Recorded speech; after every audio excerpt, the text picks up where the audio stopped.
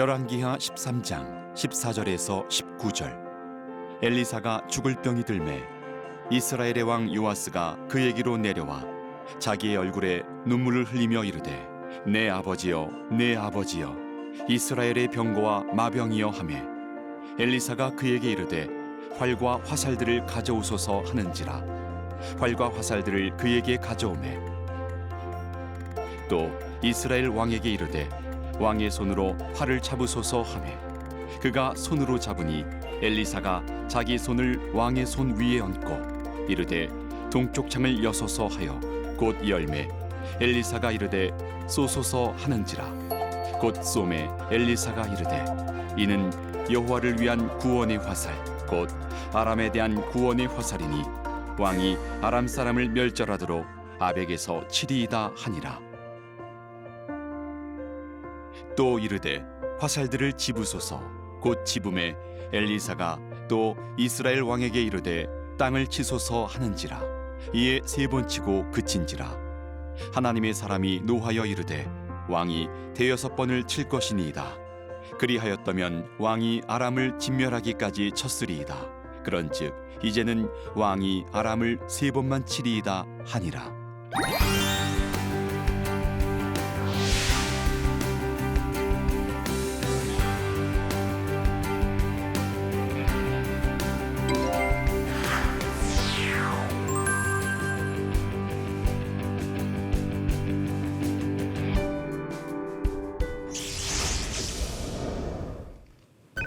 안녕하십니까. 나침반 바이블 열왕기 하 강의를 맡은 권혁승입니다. 오늘은 6번째 강의로 엘리사의 사역 가운데 나만의 치유 사건 그리고 엘리사의 죽음 이런 내용을 중심으로 함께 나누도록 하겠습니다. 오늘의 포인트입니다. 엘리사가 행했던 많은 기적들이 있는데 그 목록을 함께 살펴보려고 합니다.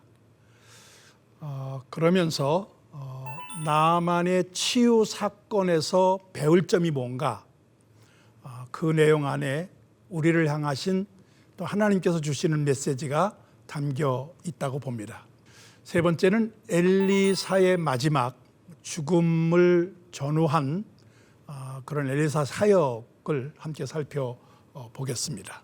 엘리사가 행한 기적들 그리고 그 유형 및 성격이 뭔가 하는 내용입니다.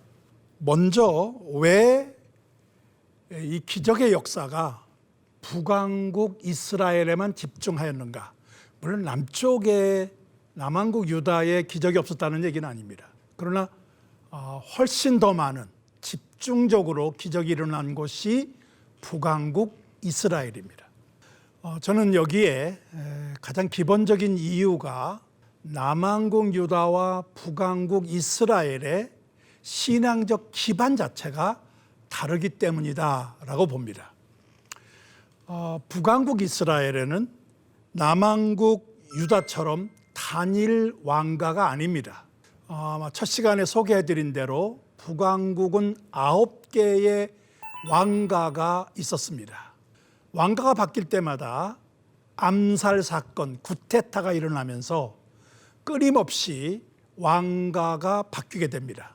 반면에 남왕국은 다윗 왕 가문이 계속해서 왕위를 이어가는 안정적인 왕권이 계속되었다 하는 것입니다. 또한 남왕국 유다와는 달리 북왕국에는 신앙의 정통성을 지켜갈 성전이 없었습니다. 그 대신에 여로보암은 베델과 단에 산당을 짓고 그곳에 금송아지를 만들어서 섬기게 하는 잘못된 신앙을 갖게 하는데, 이때에 레위 계통이 아닌 일반 사람이 제사장을 맡게 하는, 그래서 신앙의 어떤 전통을 이어갈 제사장들마저도 변질되었다 하는 것입니다. 거기에다가 성경이 제시한 것과 다른 명절이라고 제가 소개했는데 7월 15일부터 일주일 동안이 초막절인데 이 초막절이 굉장히 중요한 절기이죠. 그런데 북왕국에서는 그것과 한 달 뒤가 되는 8월 15일에 초막절을 지키는 그런 이제 명절 변경이 있습니다. 모든 게 바뀐 것이죠.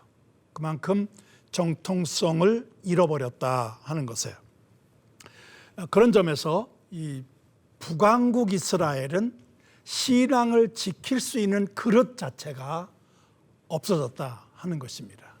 거기에 이제 바알 신앙까지 아합에 의해서 도입되다 보니까 모든 게 다 와해돼 버린 이런 상황 속에서 하나님의 적극적인 개입, 기적이 아니고서는 이런 그 하나님께서 이스라엘을 언약 백성으로 삼으셨다고 하는 기본 신앙을, 여호와 중심 신앙을 지킬 수가 없었기 때문에 북왕국 이스라엘에 이런 기적의 역사가 집중되었다 하는 것입니다.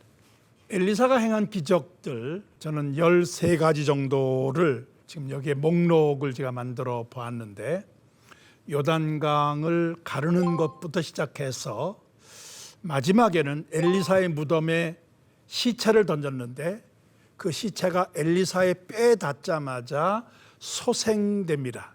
죽어서까지도 죽은 사람을 소생시키는 그런 역사가 일어나게 된다. 그래서 이 전체를 다 합쳐보니까 13가지가 있습니다. 그 기적의 유형 및 성격을 저는 4가지로 정리를 해 보았습니다. 하나는 아람의 군사적 위협으로부터 구출을 하는 그런 점에서 이것은 왕을 자문하면서 국가를 위기로부터 구출해내는 그런 기적이 있었다 하는 것입니다. 이런 점에서 이것은 북왕국 이스라엘 전체를 위한 국가적인 유익을 위한 기적이라고 볼 수 있겠습니다.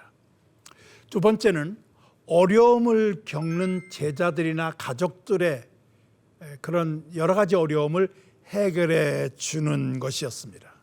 특별히 선지자의 제자들, 가난하게 살고 있는 제자들, 가정, 개인들을 대상으로 한 기적이 있었다는 것이고요.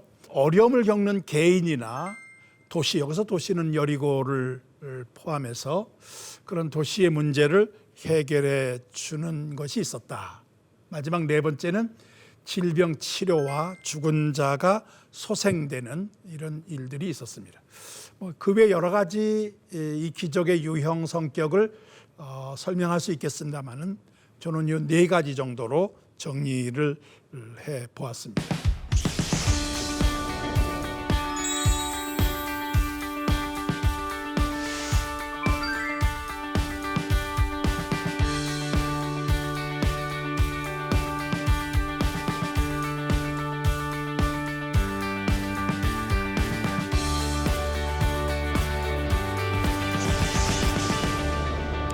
오늘 중요한 주제인 나아만의 나병 치유 사건입니다. 5장 1절에서 27절까지에 자세히 기록되어 있는데 아마 이 내용은 여러분들도 잘 아시는 내용일 거라고 보여집니다. 간략하게 그 내용을 살펴보도록 하겠습니다. 먼저 나아만은 어떤 인물이었는가? 그는 직책은 아람의 군대 장관이었습니다. 히브리어로 사르제반데, 이 사르제바라는 말을 우리말로 번역하면 군사령관 이렇게 번역할 수 있겠습니다. 성경은 그를 왕 앞에 크고 존귀한 자로 큰 용사다 그렇게 표현했습니다. 그러니까 군대에서 많은 전공을 세웠고 그것으로 인하여 많은 사람부터 존경을 받으면서 또 왕궁에서 큰 직책을 수행했던 사람이다 하는 것입니다. 이런 나아만에게 결정적인 문제가 있는데 나병에 걸린 것입니다.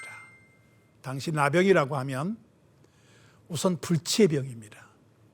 그리고 전염성이 강한 병이기 때문에 공동체 안에서 더 이상 함께 살 수가 없고, 그래서 공동체 바깥으로 축출되어서 따로 살아야 되는 그런 무서운 병이었습니다. 그 병에 걸린 게 나아만이었어요. 아마도 이 나아만은 그 병을 치료하기 위해서 백방으로 노력을 했을 것이고, 아마 주변에 있는 사람, 왕까지도 그를 돕기 위해서 많은 애를 썼을 거라고 보여집니다. 그런데 이 나아만이 어떻게 해서 이스라엘에 있는 엘리사를 찾아오게 되었을까? 그 과정이 2절로 8절에 소개되어 있습니다. 그것은 이스라엘에서 잡혀온, 포로로 잡혀온 하녀의 제한 때문이었습니다. 3절에 보면 그렇게 그가 이렇게 말합니다. 우리 주인이 사마리아에 계신 선자 앞에 계셨으면 좋겠나이다. 그는 그 나병을 고칠 수 있습니다. 엘리사에게 가면 나병을 고칠 수 있다 하는 이야기를 전달한 것이죠. 나아만은 아람 왕에게 허락을 요청합니다. 다른 나라에 가는 거니까 허락을 받고 가야 되겠죠. 요즘 같으면은 비자도 받아야 되고 하는 것처럼 왕의 허락을 받는데, 왕이 특별히 추천서까지 써줍니다. 이스라엘 왕에게 보내는 친서를 써서 나아만에게 들려줍니다. 그래서 그런 허락과 친서를 받고 이스라엘로 오게 되는데, 그는 이제 이스라엘에 가서 이런 그 병이 낫는 이런 혜택을 받으면 선물을 주고 와야 되겠다 생각을 하고, 은 10달란트 그리고 금 6,000개, 의복 10벌을 예물로 준비합니다. 이걸 가지고 이스라엘로 오게 되는데, 이스라엘 왕의 반응이 옷을 찢습니다. 옷을 찢는다고 하는 것은 큰일 났다는 표시죠. 이제는 큰일 났다 하고 이제 그 옷을 찢는 모습을 보이고 있고, 그러면서 나한테 무슨 나병을 고칠 능력이 있느냐?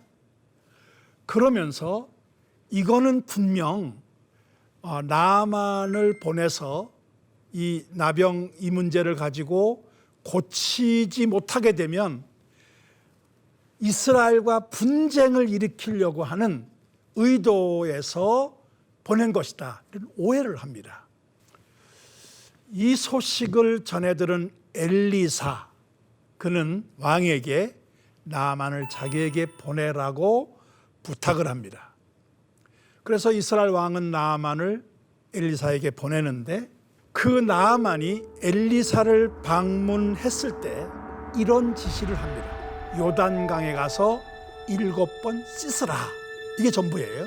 거기에 대한 나아만의 반응입니다. 직접 나와서 여호와의 이름으로 자기에게 손을 얹고 기도해 줄 것을 기대했는데, 이게 뭐냐? 찾아온 자기에게 만나주지도 않고 요단강에 가서 7번 목욕하라. 거기에 대한 이거는 자기를 제대로 대우해주지 않은 그런 것으로 이제 생각을 하는 것이죠. 그러면서 요단강보다 다메섹에는 아라바나 바르발이라고 하는 더 좋은 강이 있다라고 항변을 합니다. 요단강 가보신 분들 혹시 계시겠지 모르겠는데 그렇게 큰 강이 아닙니다.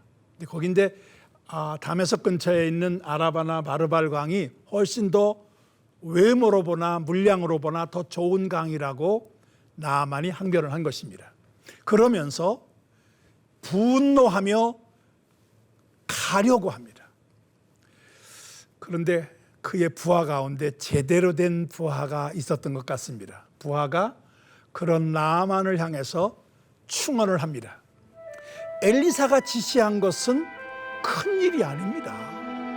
더 큰 일을 하라고 했어도 하지 않았겠습니까? 그런데 요단강에 가서 7번 목욕하라, 씻으라고 하는 거 큰 거 아닙니다.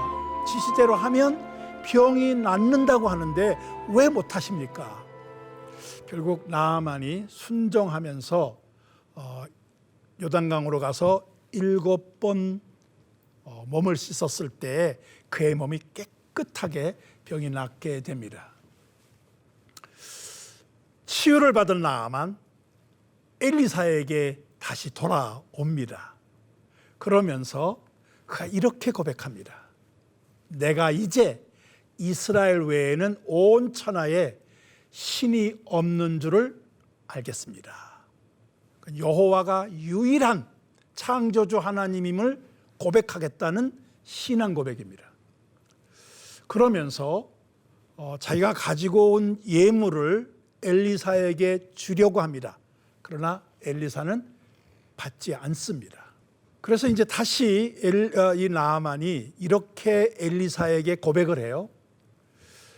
노새 2마리의 이스라엘 땅을 싣고 가서 자기가 사는 곳에 그걸 펴놓고, 그러니까 이스라엘 땅을 다메섹으로 옮겨놓고 이제 앞으로 번제물이나 다른 희생제사는, 당시에 번제물 희생제사라는 건 예배를 드리는 거죠. 이제 예배는 다른 데 하지 않고 오직 여호와께만 드리겠다.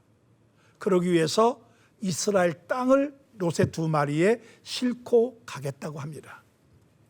그러면서 이렇게 허락해 주기를 요청합니다. 자기가 아람 왕을 섬기는 사람이기 때문에 아람 왕이 섬기는 림몬 신당, 그 림몬 신당에서 몸을 굽히는 것, 그것은 이제 아람 왕을 섬기는 자로서 하나의 예의로 그렇게 해야 되겠으니 그거 몸을 굽히는 것만은 용납해달라, 그렇게 요청을 합니다. 여호와 창조주 하나님이심을 고백하면서 앞으로는 이스라엘 땅을 가져가서 펴놓고 다른 제사는 안 드리고 오직 여호와께만 제사를 드리겠다. 그러나 림몬 산당에 들어가서, 림몬 신당에 들어가서 몸을 굽히는 하나의 왕을 섬기는 자로서의 예의 정도는 지킬 것을 허락해달라, 이렇게 요청을 하고 엘리사가 그걸 받아들이고 허락해서 돌아가게 됩니다. 문제는 엘리사의 사환이었던 게하시가 그 주인이신 엘리사에게 그 많은 예물을, 은 10달란트, 금 6,000개, 의복 10벌, 어마어마한 양의 예물을 거절한 것이 너무 아까웠던 거죠. 그래서 그 예물을 받지 않으려는 엘리사 생각하면서, 너무 아깝다는 생각을 하면서 뒤쫓아갑니다. 그리고 거짓말을 하는데, 선지자 제자 중 2 청년이 에브라임 산지로부터 왔는데 그들에게 줄 물건이 필요하다. 그러니 은 1달란트와 옷 2벌을 엘리사가 가서 받아오라고 했다. 거짓말을 합니다. 그래서 결국 은 2달란트와 그 다음에 옷 2벌을 가져와서 집에 숨깁니다. 그리고 엘리사에게로 나아가는데 그때 엘리사가 어디서 오느냐 하고 물어요. 그러니까 게하시가 아무 데도 가지 않았나이다, 거짓말을 합니다. 그때 엘리사가 아주 의미심장한 말을 해요. 그들을 따라갔을 때, 그들을 만났을 때 내 마음이 함께 가지 아니하였느냐. 그러니까 게하시 마음속에 엘리사의 마음을 품고 가야 하지 않았느냐 하는 질문이에요. 저는 이 내용 속에 예수님께서 하신 말씀, 나를 따라오려거든 내 자신을 부인하고 그리고 십자가를 지고 나를 따를 것이라고 하는 그 말씀이 생각납니다. 우리가 어디를 가든지 예수님 마음을 품고 가야 된다 하는 그런 말씀이기도 합니다. 엘리사에게 거짓말을 한 게하시, 그는 결국 나만이 걸렸던 나병이 그에게로 들어가서 그 가족 자손에게 미쳐 영원토록 그 병을 앓게 될 것이다 라고 하는 그런 마지막 엘리사의 그런 판결이 주어지게 됩니다.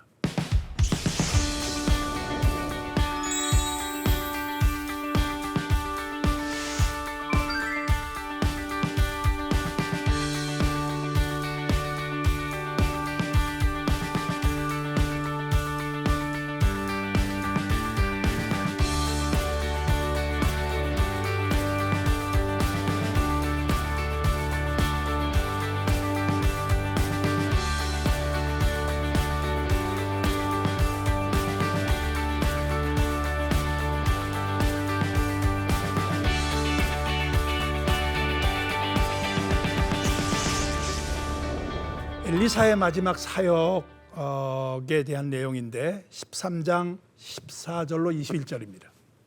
엘리사가 병이 듭니다. 그런데 그 병문안 온 요아스, 그에게 이런 고백을 합니다. 내 아버지여, 내 아버지여, 이스라엘 병거와 마병이여. 엘리사가 엘리야 스승에게 했던 이 고백이 엘리사에게는 이스라엘 왕 요아스의 입에 나옵니다. 그런 점에서 엘리사는 실제로 이스라엘을 지키는 병거와 마병 역할을 했음이 분명합니다. 엘리사는 요아스에게 두 가지를 지시합니다. 하나는 동쪽 창을 열고 활을 쏘라 하는 것입니다. 그대로 활을 쏩니다. 그 다음에 화살로 땅을 쳐라 그럽니다. 그런데 요아스는 땅을 3번 칩니다. 엘리사는 왜 3번만 쳤습니까? 라고 질책을 해요. 그 이유는 13장 25절에 보면 요아스는 아람의 베나닷을 3번만 쳐서 무찌르는 것으로 끝나버립니다.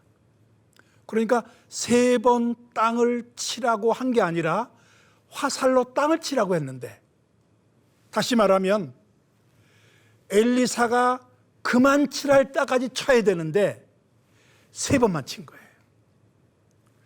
저는 왜 3번만 쳤을까? 당시에 혹시 3세번이 있지 않았었나 싶습니다. 어쩌면 왕으로서 체면을 지키는 숫자예요. 3번. 어쩌면 자기 한계 속에 갇혀있던 요아스예요. 엘리야는 하나님의 전능하신 하나님의 대변인으로서 하나님의 말씀을 전하는데 땅을 치라고 했습니다. 그만 칠할 때까지 쳐야 되는 거죠. 우리가 우리 스스로가 하나님을 제한시킬 수 있겠다 하는 내용을 여기서 배울 수 있습니다. 엘리사가 죽어 장사가 됩니다. 이스라엘에서는 장례가 2번 있어요. 첫 번째 장례는 죽은 날 무덤에다가 시신을 안치하는 것을 첫 번째 장례라고 합니다. 두 번째 장례는 한 1년 뒤에 모든 살이 다 썩어 없어지고 뼈만 남게 되는데, 그때 그 뼈를 모아서 단지 같은 데 집어넣고 그것을 이제 정식으로 모아서 장례를 치르는데, 이거를 두 번째 장례라고 합니다. 엘리사 죽어서 장사되었다. 이건 첫 번째 장례고, 시간이 지나 성경은 해가 바뀌어라고 되어 있습니다. 한 1년 정도 지난 뒤에 엘리사의 뼈를 유골함에 넣어서 무덤 안쪽에다가 보관을 해 두는 것이에요. 이거 두 번째 장례를 치르게 됩니다. 그런데 그때 모압 도적대가 침략해서 혼란이 일어나는데, 그때 시체를 옮기던 사람이, 죽은 시신을 가지고 옮기는 사람이 급하게 엘리사의 묘실에다가 던져버립니다.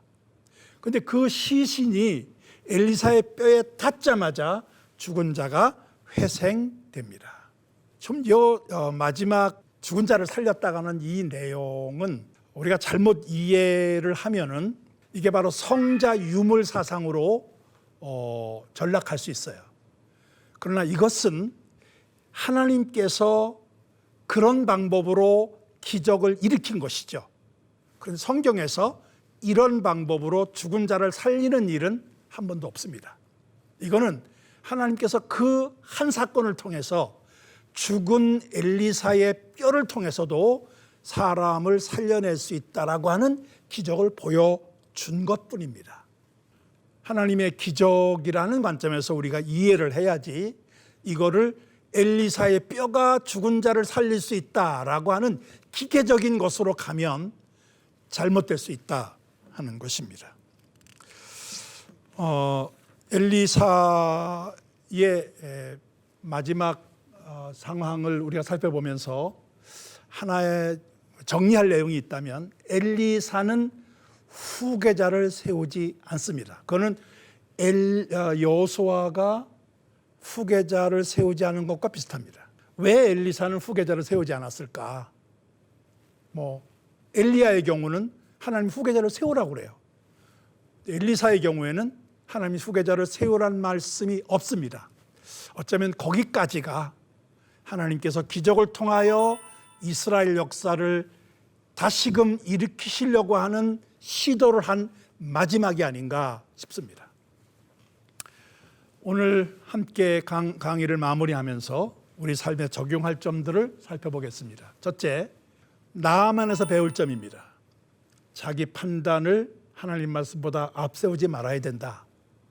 물론 부하의 충언을 따라서 요단강으로 가 7번 목욕을 몸을 씻는 일을 함으로 나병을 치유받았습니다마는 자기 판단을 앞세워서 분노하며 떠나려 했던 이 나아만, 우리에게 주는 교훈이 있습니다. 두 번째, 게하시에게 배울 점입니다.